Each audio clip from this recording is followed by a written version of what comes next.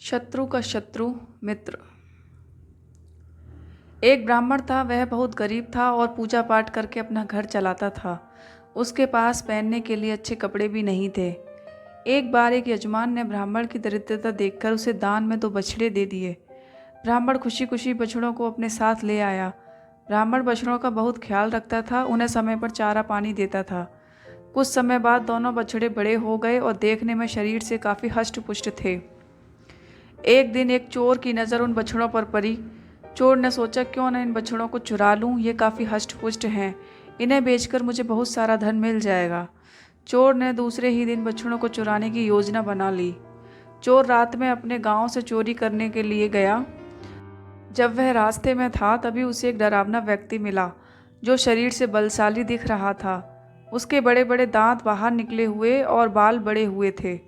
चोर उसे देखकर डर गया और चोर ने डरते हुए उसका परिचय जानना चाहा।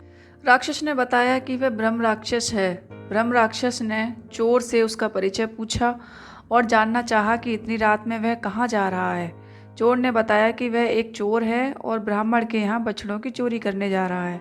चोर की बात सुनकर राक्षस बोला, मुझे भी अपने साथ रख लो, मैंने कई दिनों से खाना नहीं खाया है। मैं उस ब्राह्मण को खाकर अपना पेट भर लूँगा और तुम वहाँ बछड़े चुरा लेना। अगर तुम ऐसा नहीं करते तो मैं तुम्हें खा लूँगा। डर के कारण चोर ब्रह्म राक्षस को अपने साथ ले गया। दोनों ब्राह्मण के घर के पास जाकर छुप गए। तभी राक्षस ब्राह्मण को खाने के लिए जाने लगा।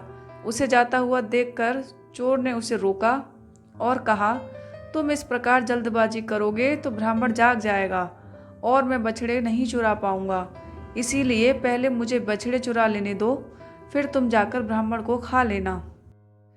चोर की बात सुनकर राक्षस को गुस्सा आ गया। राक्षस बोला, तुम्हारे बछड़े चुराते समय अगर बछड़ों की आवाज़ से ब्राह्मण जाग गया तो मैं उसे कैसे खा पाऊंगा।